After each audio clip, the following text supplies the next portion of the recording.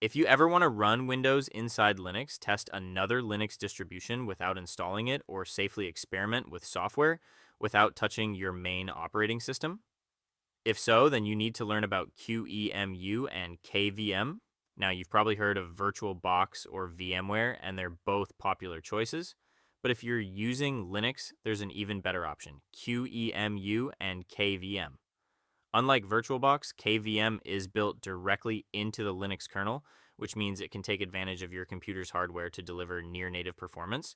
Pair that with QEMU, which emulates the virtual hardware, and you have a virtualization platform that's incredibly fast, reliable, completely free, and open source. It's the same technology trusted by developers, system administrators, home lab enthusiasts, and even many of the world's biggest cloud providers.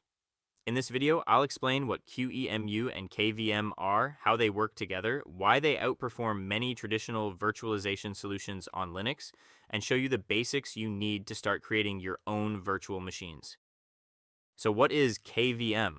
KVM stands for Kernel-Based Virtual Machine.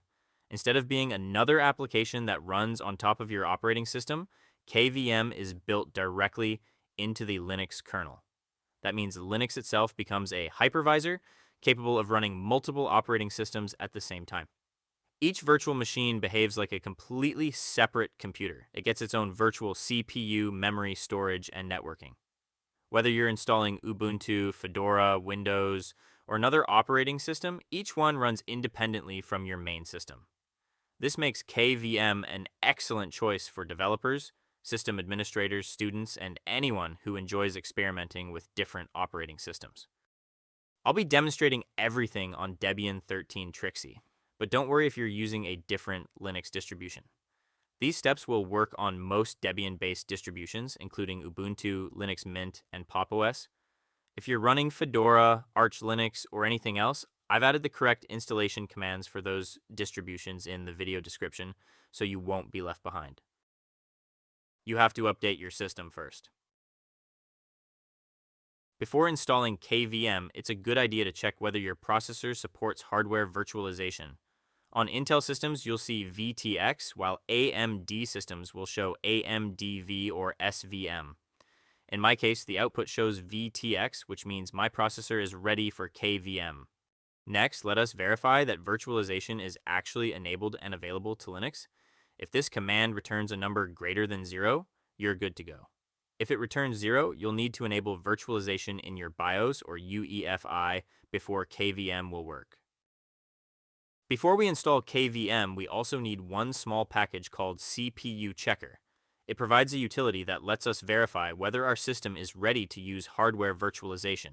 If everything is configured correctly, you should see a message that says KVM acceleration can be used, just like I do here. Your Linux system can use KVM without any additional configuration. This command will install everything we need to get started with KVM. The most important package is QEMU, which provides the virtual hardware that allows you to run other operating systems inside Linux.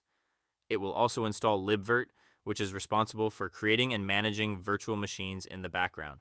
And finally, it installs Virtual Machine Manager, or virt-manager, a user-friendly graphical application that makes creating and managing virtual machines as easy as a few clicks. The remaining packages provide additional features such as networking, UEFI support, and command line tools that KVM relies on. Remember, QEMU and KVM work together. QEMU provides the virtual hardware that the guest operating system sees, while KVM uses your processor's hardware virtualization features to run the virtual machine at near native speed. Together, they provide one of the fastest and most powerful virtualization solutions available on Linux. Now we'll enable the libvirt service. This starts it immediately, and also makes sure it starts automatically whenever you boot your computer. Since libvirt manages your virtual machines in the background, it needs to be running before we can create any virtual machines.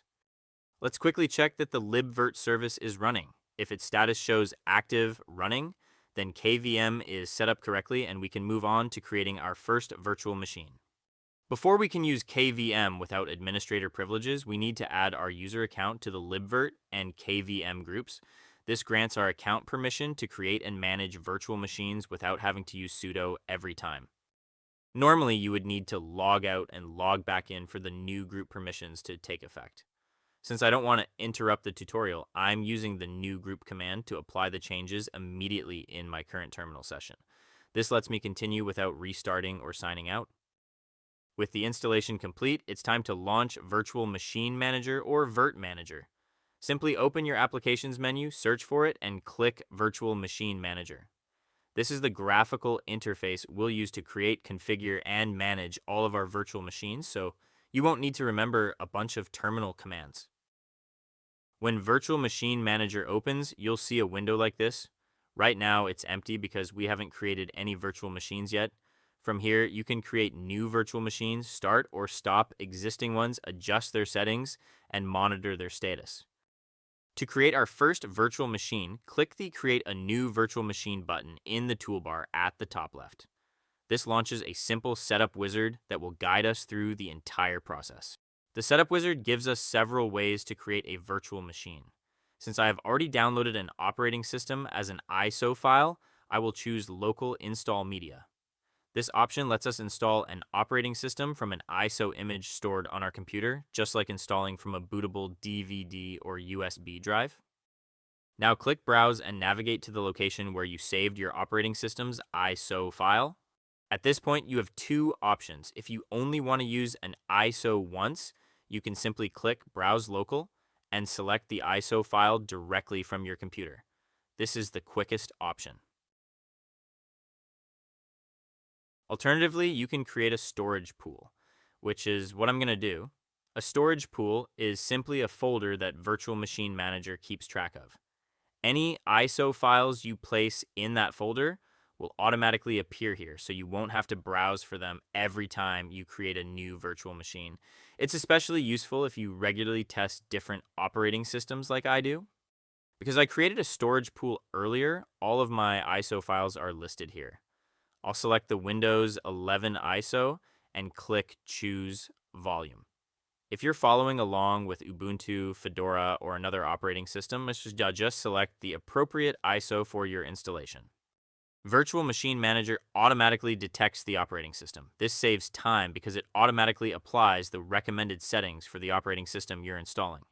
If automatic detection doesn't work, simply uncheck the Automatically Detect from the Installation Media option, search for your operating system manually, select the correct version from the list.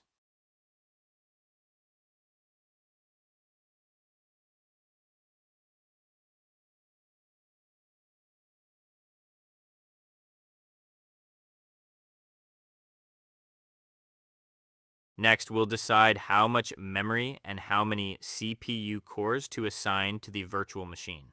These resources will be shared between your host computer and the guest operating system, so you don't want to allocate everything to the virtual machine. Leave enough RAM and CPU cores for your main system to continue running smoothly. By default, Virtual Machine Manager creates the virtual hard disk in its default storage location. If you'd prefer to store it on another drive or in a different folder, you can choose Select or Create Custom Storage. For this tutorial, I'll use the default location and allocate 128 gigabytes for the virtual disk. The final step is simply a summary of the settings we've chosen. If you need to change anything, you can click Back to make adjustments. You'll also notice the Network Selection option. By default, Virtual Machine Manager uses NAT, which allows the virtual machine to access the internet through your host computer. For most users, this is the recommended option and works perfectly fine. If you need your virtual machine to appear as a separate device on your local network, you can choose Bridge Device instead.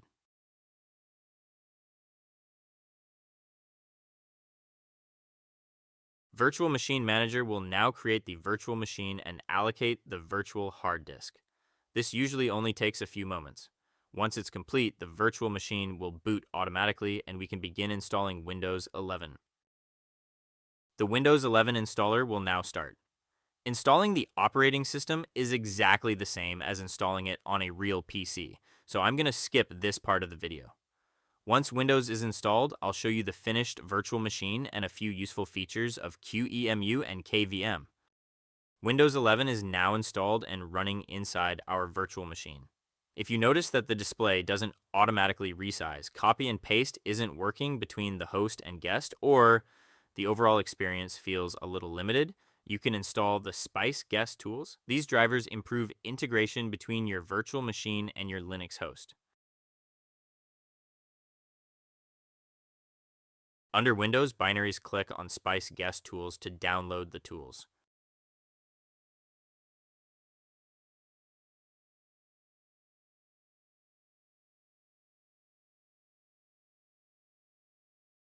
Once the download is complete, run the installer and follow the setup wizard. It only takes a minute, and once it's finished, restart the virtual machine to apply the changes. After the restart, you should have a much smoother experience, including automatic display resizing.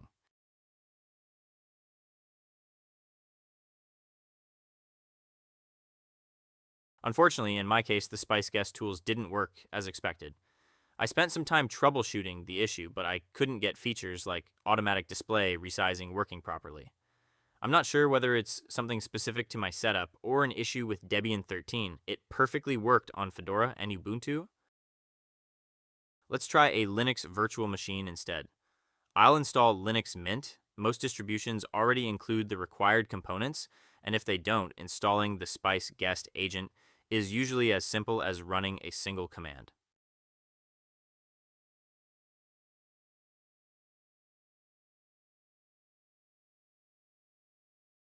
As you can see, the experience is much better on Linux Mint. After installing the Spice Guest agent, the virtual machine now supports automatic display resizing. As I resize the virtual machine manager window, the Linux Mint desktop adjusts automatically without changing any display settings manually. It also supports full screen mode, allowing the virtual machine to fill the entire screen and feel much more like you're using a native operating system rather than one running inside a virtual machine.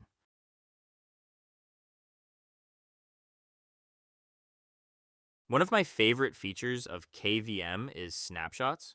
Think of a snapshot as a restore point for your virtual machine. It captures the current state of the operating system, allowing you to return to it later if something goes wrong. Creating a snapshot is simple.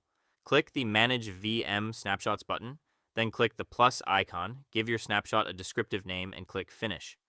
KVM will create the snapshot in just a few moments.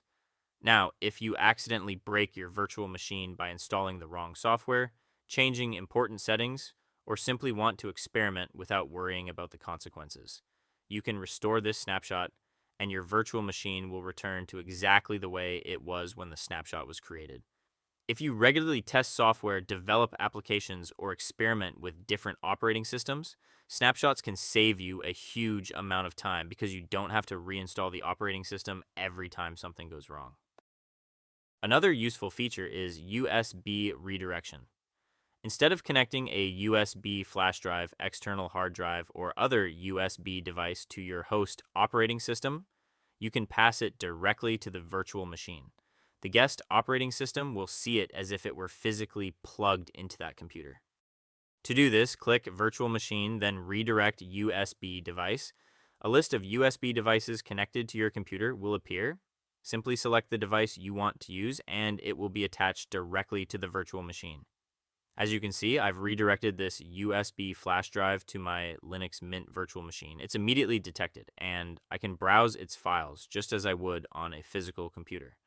This is especially useful if you need to copy files between systems, install software from a USB drive, or test USB devices inside a virtual machine. We've only scratched the surface of what QEMU and KVM can do. Beyond basic virtualization, they support advanced features such as GPU pass-through, which allows a virtual machine to use a dedicated graphics card for near-native gaming and professional workloads. You can also configure PCI device pass-through, create advanced network bridges and virtual local area networks, build virtualized home labs, run headless virtual machines on servers, and even automate VM creation using command line tools and scripts. These are more advanced topics, so I won't cover them in this beginner's guide.